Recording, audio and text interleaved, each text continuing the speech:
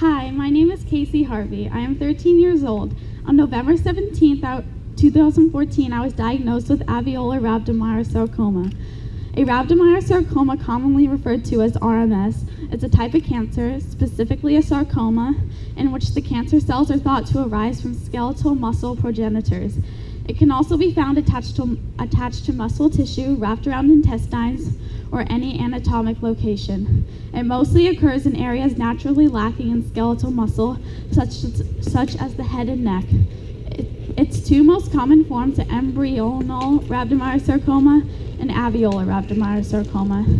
Embryonal rhabdomyosarcoma, also known as ERMS, usually affects children in their first 5 years of life, but it's the most common type of RMS at all ages.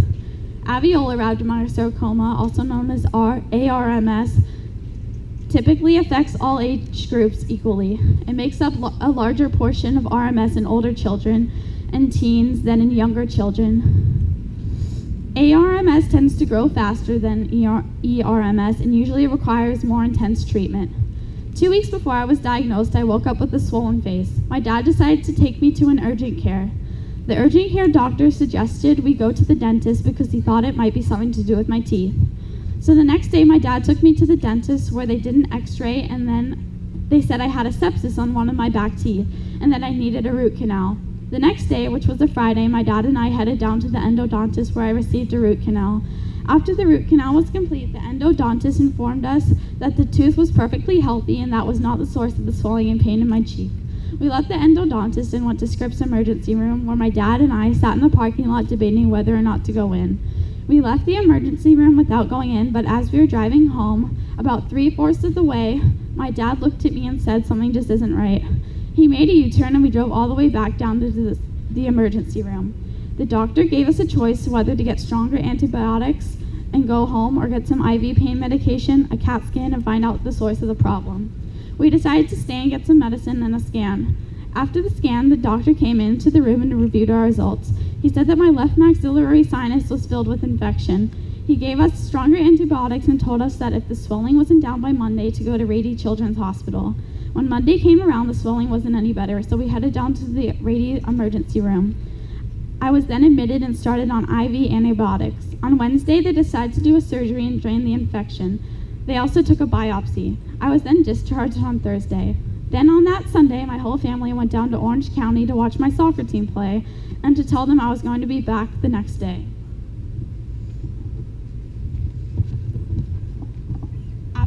After the game was finished, we pulled out of the complex parking lot. Just as we were leaving, my sister informed us that she left her chair on the field.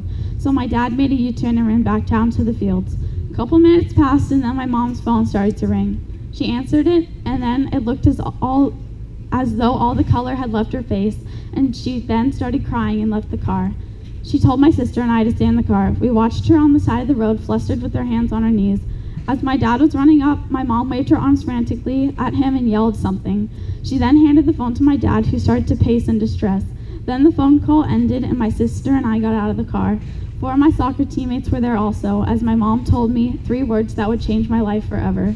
My world came crashing down as she said, "You have cancer." Those 3 words were the worst words you could ever hear. The next day, we were back down at Rady Children's Hospital, but this time on the oncology ward. On the Monday I arrived, I got a chest CT, which came back negative, which means the tumor hadn't traveled yet. On Tuesday, I had a surgery to put my port in, which is a little piece of plastic in your chest, which has a tube that goes through an artery in your neck and down into your heart. That's where they put the chemo in. Also, they attempted to do an MRI, but since I had braces, it wouldn't work because the metal made the pictures blurry, so they couldn't get a clear view of the tumor. I had to get discharged from the hospital, go to the orthodontist, get my braces off, and then I finally got to sleep in my own bed, even though it was only for one night. The next day, we finally made our way back down to the hospital where I was admitted again. They did the MRI, which took 2 whole hours to complete. I also had a lumbar puncture, where they take out some bone marrow from my hip bone and to test to see if the cancer has spread to my bone marrow. The MRI and the lumbar puncture both came back that the cancer hasn't spread. On Thursday night, I had my first chemo cycle, which would be the first in many, many chemo cycles. We were then given the ARMS protocol, which shows that I had 42 weeks ahead of me chemo and 8 weeks of radiation. Just days after I was discharged, my dad had me running miles on the treadmill and lifting weights. I've met so many amazing people through this journey, but one person really stands out. I'd just like to thank Clay Tresca for all his help. In the very beginning, just a couple weeks after I was diagnosed, he came over to my house and he helped us build a solid workout routine that would help get my heart rate up without pulling a muscle. He showed my dad and I how to do certain band exercises and which cardio equipment would be good for my body. Working out during my treatment in the last 10 months has helped my body tremendously. One of the reasons why working out while undergoing chemotherapy is so important is chemo damages your heart, so it's very important that while you're going through chemo, you need to get your heart rate to a certain level so that it pumps out the remaining chemo. Also, one of the chemos I received causes something called neuropathy. Neuropathy affects the nerves through your body. It can also cause numbness and tingling in your hands and feet. It also causes your muscles to tighten. But by working out, it has helped my neuropathy stay under control and my muscles to not get extremely tight. Clay also taught us the importance of keeping weight on during treatment. At one point, I got very skinny and I refused to eat anything. But after Clay talked to me and explained how important nutrition was, I started to eat and gain weight again.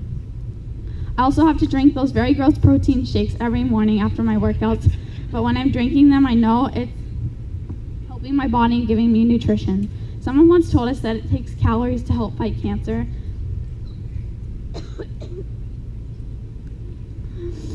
When I was first diagnosed, I never thought I would be able to get through 32 cycles of chemotherapy, which has caused me to lose my hair, make me feel sick, and get extremely fatigued. Cancer has taken so much from me, including my hair, and my year at soccer, and my fitness, and pretty much my life, but it's given me so much.